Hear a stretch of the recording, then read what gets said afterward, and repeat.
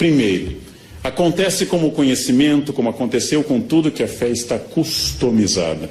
Significa que cada pessoa adapta a si. Agostinho diz com toda clareza que a pessoa que seleciona da Bíblia o que quer e rejeita o que não quer, acredita em si e não na Bíblia.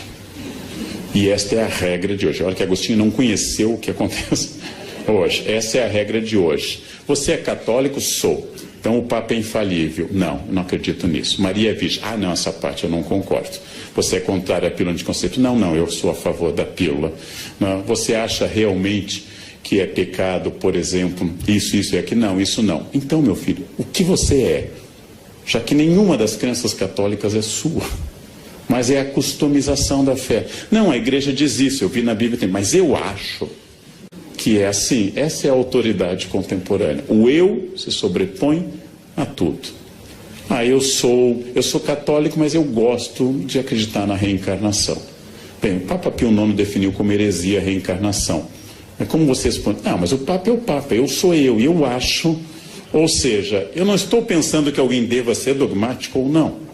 Não estou pensando se alguém deva acreditar ou não, ser fiel à linha da sua igreja, adventista, presbiteriana, luterana, católica ou da comunidade judaica. Eu estou pensando como eu customizo a fé, como eu adapto ao meu interesse.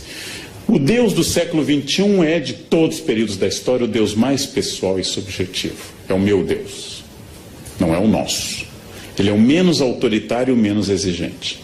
Ninguém acredita que será condenado, isso é uma característica brasileira. A Veja fez uma longa pesquisa. Ninguém acredita que vá para o inferno. Na Idade Média, as pessoas tinham quase certeza que seriam condenadas. Hoje, ninguém mais vai para o inferno. E a pesquisa da Veja incluiu presídios e políticos. Ninguém vai para o inferno. Quando eu era criança, na aula de catequese, o padre Alexandre, em São Leopoldo, falava da visão das crianças de Fátima, que caíam no inferno como folhas de outono. E a gente se assustava, eu pelo menos me assustava. O inferno está fechando as portas por falta de candidatos. Todos se acham dignos do paraíso. Essa é uma característica contemporânea. A fé se customizou e Deus me entende. Deus me entende. Bandidos, gente, fazem o sinal da cruz antes de assaltar. Isto é uma característica específica nossa. Temos um certo panteísmo, ou seja, é um Deus diluído em todos os lugares, um animismo panteísta, e a subjetividade, é o meu Deus. Eu rezo do meu jeito, do jeito que eu gosto, nas ocasiões que eu acho importantes.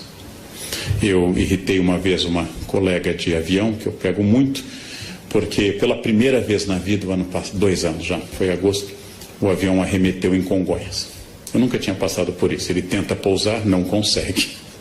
E vai de novo. E você testa a força do esfíncter anal. Não, você testa a sua consciência intestinal num grau alto. E ele vai fazendo aquele esforço sobre aquela área que a TAM tentou fazer o mesmo e não conseguiu. Você sobrevoa aquela área. Então é aquele momento, eu, fiel a uma certa ideia ainda de ser gaúcho, fingi tranquilidade. Lendo o meu livro. A senhora do meu lado fazia sinais da cruz ferozes, né? De tudo que é tipo ortodoxo, com 3 dedos, meio satanistas de baixo para cima, mas fazia todos os sinais da cruz possíveis. E aí o avião estabiliza, você solta, verifica se está tudo bem, e ela me perguntou, o senhor não reza? Eu disse, olha, a senhora já rezou. A área mínima de proteção me inclui, né? Eu estou do lado dela.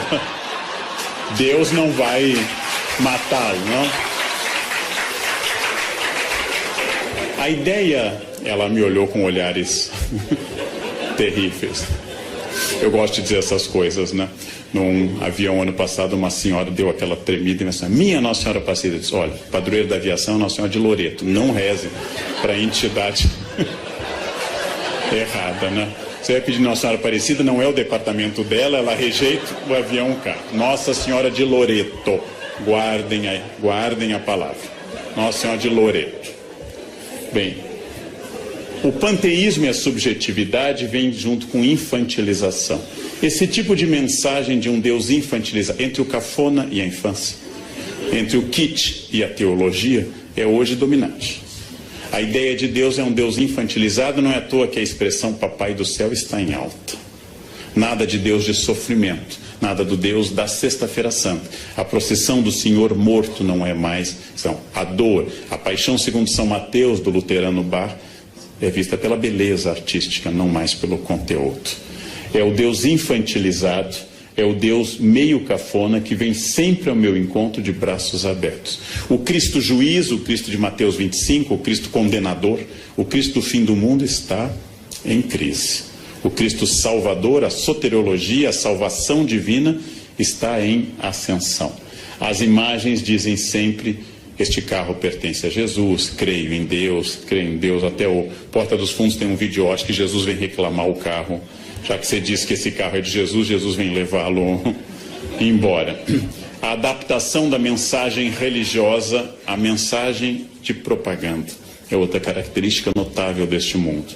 A ideia de que eu devo manifestar publicamente, muito mais importante que eu manifeste na camiseta, no carro e no adesivo, do que eu viva qualquer preceito evangélico. Ou seja, aquele motorista que está escrito, esse carro pertence a Jesus, ou tem o peixe, um dos símbolos mais antigos do cristianismo, e hoje de pertencimento a uma igreja específica, também fura o sinal vermelho e vai. Ou seja, esse carro pertence a Jesus, mas o motorista continua demoníaco, absolutamente demoníaco. A base disso é que a religião hoje tem que ter uma mensagem clara e pessoal.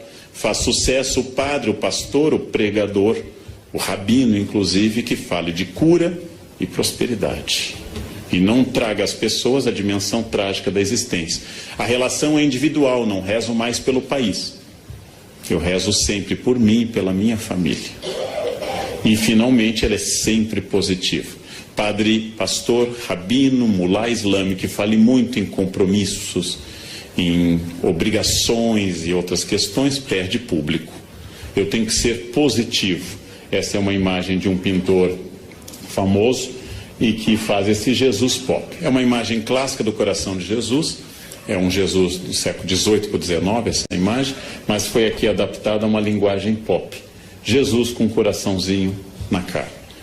Não é ruim nem bom, o historiador não faz isso. Isto é apenas uma infantilização customizada da imagem de Jesus. Não é menos fiel, já que não temos nenhuma imagem de Jesus, não é menos fiel à imagem original, mas é uma customização de um Buddy Christ, de um Cristo legal, que me entende sempre, que está sempre ao meu lado, que não estabelece obrigações. Nós temos hoje, como em tudo, inclusive na lei, uma religião dos meus direitos e nunca dos meus deveres. Isso vale para a Constituição brasileira, isso vale para a religião também. Ser cristão significa que Jesus me protege, óbvio. Mas também significa que há um conjunto de obrigações baseadas nesse compromisso. Isso está embaixo. Jesus amigo, Jesus protetor, Jesus Buddy Christ, Jesus legal, é hoje uma marca. Jesus é o meu melhor amigo. Jesus simpático, Jesus handsome, bonitão, estendendo a mão, é o meu melhor amigo. O Jesus da cruz está embaixo. No Congresso Brasileiro existe um crucifixo. Me entrevistaram uma vez, perguntaram o que eu acho, eu disse: olha, só tem um problema, não sei como não deu processo, mas eu disse: Jesus foi crucificado entre 2 ladrões. E no Congresso tem 513 deputados. É demais. Eu acho que nem Jesus merece essa carga, né? 2 ladrões ainda conseguiu converter um. 513 deputados, gente. Eu pediria a retirada do crucifixo por motivos religiosos e não de Estado laico. Pediria por respeito a Jesus. Respeito a Jesus. Outro traço da crença atual é que ela tem que ser o mais catártica, ou seja, a palavra catarse, a palavra aristotélica, o mais cheio de energia, missa animada, seja ela carismática, seja ela um culto neopentecostal. Mesmo naquele protestantismo que é o limite entre o protestante histórico e o pentecostal, que é o batista, há um bom culto, é aquele culto animado. Erguei as mãos, dai glória a Deus, canta, anima. Eu, como estudo religiões, eu frequentei a missa do Padre Marcelo. Eu recomendo aos senhores, porque é um caso muito interessante, mas tem que ir logo, porque não dá para ir na terceira idade, você não tem energia, você não chega ao credo, porque senta, levanta, grita, rodopia, não dá. É uma missa para jovens com boa capacidade aeróbica, boa capacidade, porque ele é animado. O cara animado é aquele. Então, a ideia de um rito catártico, que as pessoas vão na marcha com Jesus, que vão numa missa carismática ou vão num culto neopentecostal, é outra característica dessa crença. Ao lado de um fenômeno urbano típico da década de 70 em diante, que é o New Age. Teorias orientais, Yin, Yang, da teosofia, do taoísmo, que atinge a teosofia, ecologismo, Deus está nas árvores, nas cachoeiras, animismo, Deus está diluído na natureza, e assim por diante. Essas religiões da nova era entendem o sagrado como geral, que você deve sentir a grande metáfora que é a energia, palavra que me irrita em particular. Quando as pessoas, você sente nesse hotel essa energia? Claro que sinto, 5 estrelas, a cama é ótima, eu sinto uma energia fabulosa, né? Quando tem aquela toalhinha de esfoliação suave, você passa no rosto e é uma lixa, eu sinto uma energia ruim. As pessoas fazem isso, meditam sem meditar, tiram poses porque é New Age. A influência da astrologia, do I Ching, da angelologia clássica, ou seja, da parte da teologia que estuda os anjos, do tarô, de símbolos de boa proteção, de incorporação de elementos de outras religiões, por exemplo. É o caso do Brasil, onde passamos nos últimos 30 anos a utilizar branco no Ano Novo, influência de cultos afro-brasileiros, e agora lingerie vermelha, se você quer amor, lingerie amarela, se você quer dinheiro. Imaginem alguém de cueca vermelha, o que atrai a isso? Um Exu, né? O que atrai uma pessoa de cueca vermelha? Cueca amarela. Imaginem a cena de cueca amarela. Salvo se alguém aqui está cueca amarela, é exceção do que eu estou dizendo.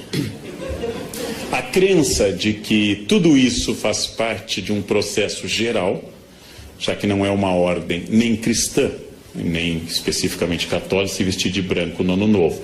É um conceito do sagrado, um conceito geral do sagrado que incorpora elementos de Kabbalah, incorpora elementos da tradição judaica da interpretação dos números, elementos de angelologia e assim por diante. Este conceito de sagrado tem uma metáfora que une tudo, a energia. Energia é uma metáfora que agora vem acompanhada de uma outra tipicamente contemporânea que me irrita um pouco, que é a física quântica. Quando as pessoas não têm a menor ideia de um fenômeno, elas dizem que é física quântica. Elas também não têm a menor ideia do que seja física quântica. Aliás, elas não têm do que é física newtoniana, que é mais fácil, quanto mais a quântica. Eu também não sei o que é física quântica. Fiz um curso na Casa do Saber de 4 aulas, mas continuo não sabendo. Porém, eu não uso essa metáfora. Quando não tem explicação, é física quântica. Bem, outra questão, a sincronicidade. Tudo ocorre em benefício, em meu benefício, que é um dos pensamentos mais antigos e tradicionais do mundo.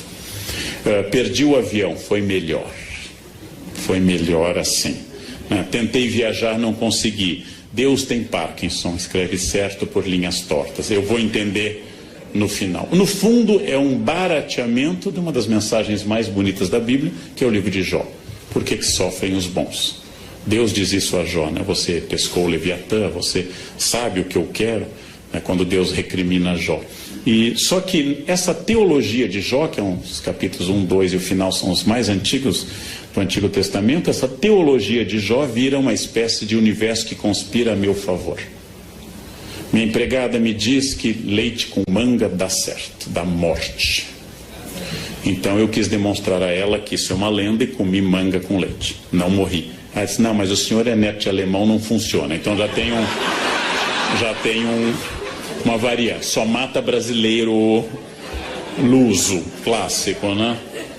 Aí ela me disse, não fala, professor, que acontece. Eu disse, esse teto vai cair, viu? Não caiu, então não acontece. Não. E ela, não, mas não é assim, tem que dizer com convicção. Não tem jeito. Não tem jeito, é quântico isso. Finalmente, os elementos orientais como karma e dharma, tradicionais nas religiões do Oriente, e que aqui são ressignificados sem muita propriedade. Karma e dharma são usados numa noção bastante livre de que é o seu karma. É meu karma ter na minha frente no avião alguém perdido, que não consegue achar o seu lugar, que vai até o meio do avião e descobre que é o lugar 2A. Então vem voltando contra Piracema, tentando voltar ao lugar 2A. É meu karma. É meu karma. Eu tenho que, em outra vida eu prejudiquei fila de avião. Então nessa eu vim com essa missão. E acima de tudo, uma ideia até um pouco perversa é que doença é fruto do pessimismo e da amargura. Pessoas azedas têm câncer. Pessoas para baixo têm câncer.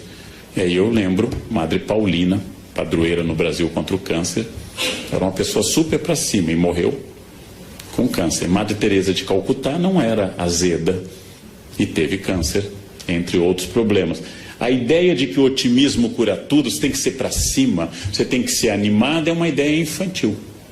É uma ideia de crianças de fase pré-operatória. Se eu pensar, acontece. E o pensamento cria tudo. É um pouco idolátrico esse pensamento. É o clássico pecado de substituir o Criador pela criatura. Ou seja, a ideia que as partes práticas das religiões, como o islamismo, que eu estou dando um curso neste momento na Unicamp, diz com grande clareza, especialmente o islamismo sufi: confie em Allah e amarre seus camelos com firmeza.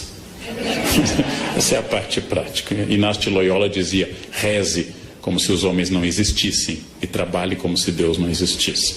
Essa é uma forma um pouco moderna e prática, mas isso aqui é um pouco infantil. O que você está fazendo? Estou pensando muito positivo. É um pouco problemático isso. Há uma nova consciência que mistura conceitos indígenas, culto à natureza, chás, maconha, ayahuascas, ervas e assim por diante. Essas pessoas fundem num sincretismo contemporâneo essa crença. Eu vou dar um exemplo que eu visitei e não conhecia ela. Quando eu fui a primeira vez, ela já tinha falecido. Mas a tia Neiva é uma ex-caminhoneira que fundou perto de Brasília o Vale do Novo Amanhecer, onde as pessoas se vestem com roupas egípcias, incas, católicas. E ela já faleceu, e aqui está a tia Neiva com seus mentores, que são entidades indianas e indígenas, e também católicas. E aqui estão as pessoas que eu fotografei no Vale do Novo Amanhecer, vestidas com roupas ora ciganas, ora que elas atribuem que seja da época de Jesus e assim por diante. Essa comunidade é gigantesca. Então muita gente vai para lá e segue. Essa é uma customização fabulosa que vem acompanhada nas cidades de um outro fenômeno, a teologia da prosperidade. Substituindo talvez a teologia da libertação, que pregava uma análise sociológica de base provavelmente de materialismo dialético, surge uma ideia de que Deus, ao abençoar, traz a prosperidade pessoal. São os cultos que eu frequento bastante para fazer anotações, em que se diz, por exemplo, se eu conheci Jesus e eu saí do Serasa. Eu estava longe de Jesus e eu estava com a conta no vermelho. Agora eu conheci Jesus, eu comprei um Corolla, já temos uma casa em Tramandaí e nós vamos em breve fazer uma viagem até Bariloche, a gente vai ver neve. Essa ideia de que Jesus acompanha a prosperidade econômica, contrária à tradição de que a pobreza nos aproxima de Deus e a riqueza nos afasta, essa teologia da prosperidade faz muito sucesso. Faz muito sucesso. Deus quer não apenas seu bem-estar espiritual, óbvio. Deus quer não apenas a sua saúde, mas Deus quer também a sua prosperidade material. E esta é uma novidade. Ela começa na década de 70 aproximadamente, com os textos do atual bispo Edir Macedo, e depois se espalha por vários cultos e atinge várias percepções cristãs em particular. Quando eu digo isso, em nenhum momento eu estou dizendo que isso é errado. Eu sou historiador. Bom, então eu estou pensando por que em determinado momento, ao invés de Deus estar ao lado dos pobres, Deus começa a valorizar a classe média em ascensão. Amando os pobres, mas mirando na classe média em ascensão. Todo discurso de fé contemporâneo inclui uma ideia clara, que é a ideia da exclusão da dor. A exclusão da dor. Eu acabei de fazer, faz um ano, um longo trabalho junto a um dos médiuns mais famosos do Brasil, que é João de Deus. E é uma das coisas mais fascinantes que eu fiz na minha vida. A cidade inteira se veste de branco. E vão lá com problemas e com doenças, e vem gente do exterior. E tem até um documentário de John of God. Não? E as pessoas fazem e ele diz: mantenha a quimioterapia, mas confie na minha mediunidade. Bom, é fascinante isso. É fascinante, é uma expressão fascinante de um homem, é um fazendeiro, um homem que tem fazendas, mas é quase analfabeto. É um homem tosco, mas com carisma extraordinário. É extraordinário, e as pessoas realmente acreditam, e elas sentem a energia do local. A fé atual é muito midiática. Me refiro aqui à extraordinária missa ocorrida em Copacabana, com a primeira viagem do Papa Francisco à América Latina. Houve uma surpresa geral. A missa deveria ter sido num outro lugar. No mês mais chuvoso no Rio de Janeiro, escolheram um lugar que tinha pântano. Foi uma escolha, não é fácil fazer esse tipo de escolha, tem que pensar muito. Tem que pensar muito. É pegar um mês de chuva em Porto Alegre e fazer na Ilha da Pintada um campo para fazer uma missa. Conseguiram. Aí transferiram para Copacabana. A missa atraiu muita gente. Francisco começava a revelar seu extraordinário carisma e sua simpatia. E este milagre, que é um Papa argentino simpático, é um milagre absoluto, absoluto. É a maior prova. São Malaquias diz que ele é o último Papa, né? São Malaquias profetiza todos os 168 Papas seguintes até o atual, Francisco, né? E os brasileiros vão para o juízo final com esse sorriso, né? A igreja sobreviveu a tudo, mas pegou um argentino, acabou, né? O fim do mundo acabou. Que bobagem, que bobagem. Mas essa fé midiática, esta fé de grandes eventos, Marcha com Jesus em São Paulo, grande evento evangélico, o Círio de Nazaré, o maior evento católico do Brasil em número de participantes, a Missa do Envio, que encerra essas Jornadas Mundiais de Juventude, que devem tanto a João Paulo II, a Bento XVI e também agora a Francisco, eles são movimentos muito impactantes. Eu diria que, ao contrário do século XIX, quando Nietzsche anunciou que Deus estava morto, quando os liberais anunciaram a morte iminente de Deus, que os liberais estão mortos e Deus vai bem. Deus vai bem. Essa é uma velha piada universitária. Deus está morto, assinado Nietzsche. Embaixo, Nietzsche está morto, assinado Deus. Ou seja, uma velha piada. Se há 50 anos, que era um período muito mais conservador, como eu acabei de falar para a revista Isto É, há 50 anos havia poucas emissoras religiosas de rádio e de televisão. Hoje eu tenho que ter cuidado, porque praticamente só tem emissoras religiosas. Logo, em plena modernidade líquida, Deus aparece como uma boia, uma segurança, uma referência permanente. E o futuro da religião hoje é mais brilhante do que a gente poderia dizer na década de 60. Na década de 60, o cardeal Vicente Scherer tinha acabado de inaugurar um grande seminário em Viamão, esperando uma explosão de vocações, e as vocações despencaram. Muita gente achava que a igreja fecharia por falta de candidatos. Isso mudou. Isso mudou. Ainda há carência de vocações, mas isso mudou. E as igrejas evangélicas se capilarizam com muita rapidez e também mudou este quadro. Há mais gente religiosa em 2015 do que havia em 1980. Há mais gente religiosa. Há um efeito enorme nas periferias do Brasil sobre a questão de drogas e de álcool, da presença religiosa.